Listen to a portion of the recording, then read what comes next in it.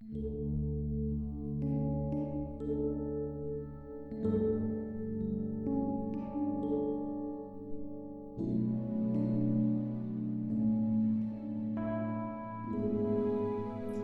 pagi, saudara yang dikasihi Tuhan.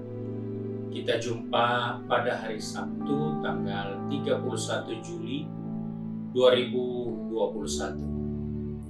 Puji Tuhan, hari ini kita dapat berjumpa walaupun melewati pelayanan online seperti ini, karena beberapa hari kita tidak dapat berdarah karena beberapa pelayan kita, dan termasuk saya juga, dalam kondisi yang tidak prima.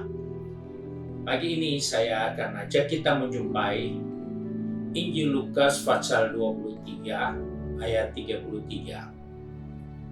Firman Tuhan berkata demikian.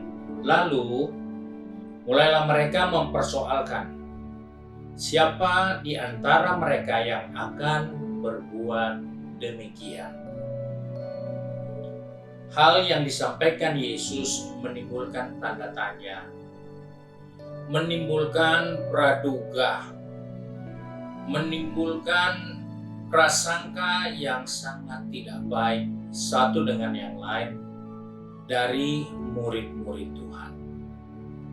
Mereka mulai mempersoalkan siapa di antara mereka yang akan menyalibkan Yesus. Memang secara bukti, secara saksi sejarah, Yudaslah pencipta pertama untuk Yesus dieksekusi melalui penyaliban. Tetapi menurut Alkitab, kalau kita melihat penyaliban itu terjadi karena Allah mengasihi kita.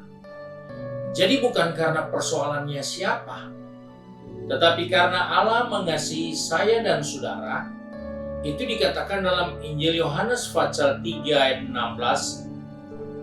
Karena besar kasih Allah akan dunia ini, sehingga ia telah mengaruniakan anaknya yang tunggal, supaya setiap orang yang percaya kepadanya tidak binasa, melainkan beroleh hidup yang kekal. Jadi, persoalan penyaliban Yesus adalah pernyataan kasih Allah kepada saya dan saudara. Sebab itu sebagai orang percaya, membaca peristiwa Lukas 23 ayat 33 ini, ayat 23 ini menceritakan bagaimana mereka bersoal jawab. Siapa yang akan mengeksekusi Yesus dengan cara yang jahat itu? Ternyata Allah mengasihi kita karena kita sudah jatuh di dalam dosa. Sehingga tidak ada cara yang lain untuk menyelamatkan kita harus dengan pengorbanan, mati di kayu salib. Itu hal yang pertama yang kita perlu tahu, bukan persoalkan karena Yudas menjual Yesus. Tapi hal yang pertama harus kita ingat, Allah mengasihi. Dan dalam peristiwa ini ada hal berikut yang kita harus respon. Karena Allah mengasihi kita, Dia rela berkorban untuk kita. Maka Rasul Paulus katakan dalam Galatia pasal 5 ayat 24, oleh sebab kita harus juga menyalibkan daging kita. Karena dikatakan barang siapa menjadi milik Kristus Yesus, Ia telah menyalibkan daging dengan segala hawa nafsu dan keinginannya. Itulah respon kita terhadap kasih Allah.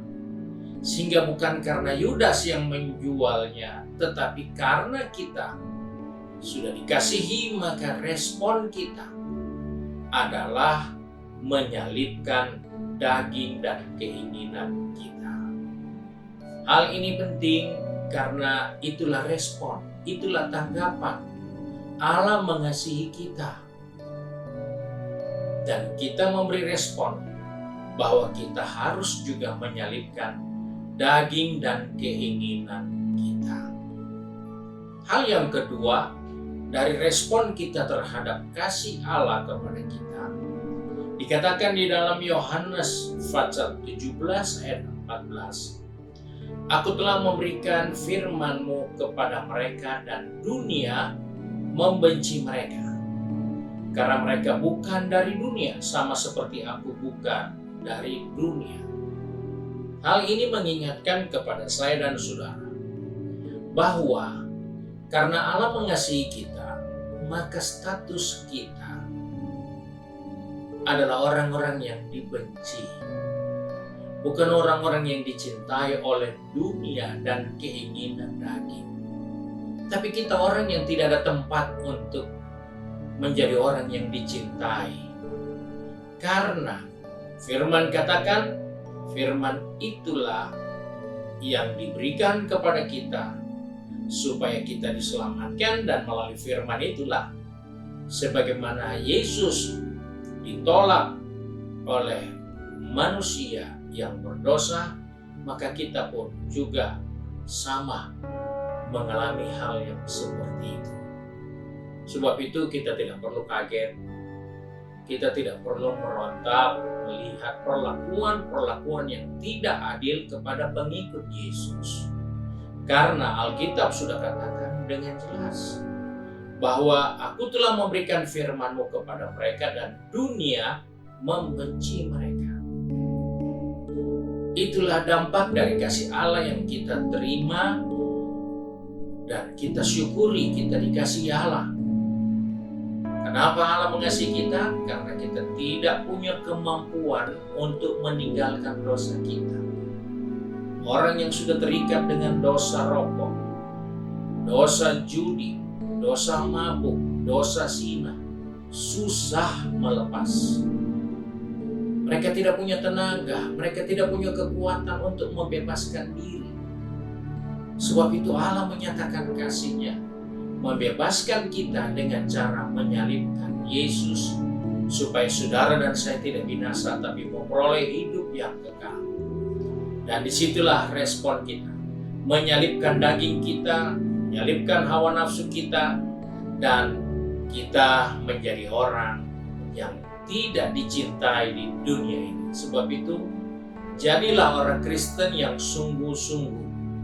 Jangan jadi anak Tuhan yang sekedar jadi orang Kristen. Kita sudah dikasihi Allah. Kita harus punya respon menyalibkan daging. Dan kedua, respon yang kita harus sadari bahwa dunia tidak pernah mencintai kita. Sebab itu, mari kita bertumbuh di dalam Dia dan makin mengasihi Tuhan yang sudah mati dan menyelamatkan kita semua. Mari kita satu dalam doa. Kembali kami datang kepada Bapa di surga dengan mengucap syukur karena hari ini Tuhan beri kesempatan kami untuk bersama-sama mendengarkan firman. Kami bersyukur bahwa di tengah perdebatan antara murid-murid-Mu, siapa yang akan menyalibkan Yesus, ternyata Engkau menunjukkan kepada kami bukan suatu perdebatan, tetapi satu respon yang baik. Karena melalui penyalipan itu kami menyadari Engkau mengasihi kami.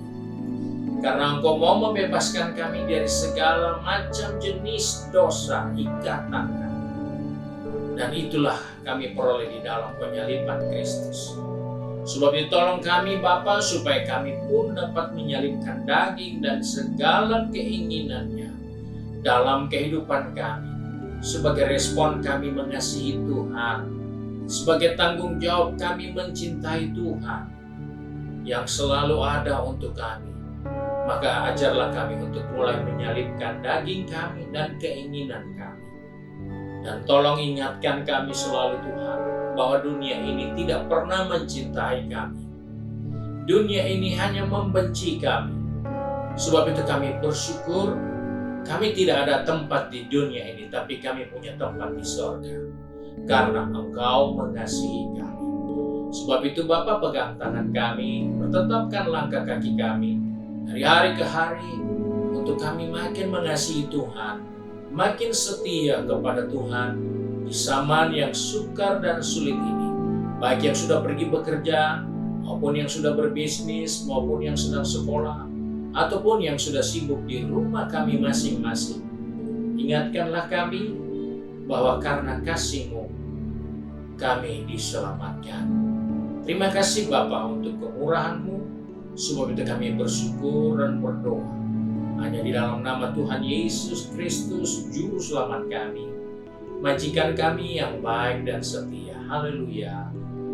Amin. Puji Tuhan, Tuhan Yesus memberkati kita semua. Dan kami tetap mengharapkan dukungan doa sidang jemaat agar pelayanan hubungan harian bisa berjalan dengan baik, walaupun kita harus berhadapan dengan kondisi yang selalu berubah, kesehatan yang bisa terganggu, dan lain sebagainya. Sebab itu kami harap dukungan doa saudara sekalian dan pengumuman bahwa sebentar sore jam 6 adalah ibadah pemuda dan mahasiswa serta adik-adik remaja. Dan untuk besok lusa hari Minggu, ibadah kita dimulai pada jam 8 pagi online melalui Facebook, YouTube, dan Instagram. Tuhan Yesus memberkati kita sekalian. Selamat pagi.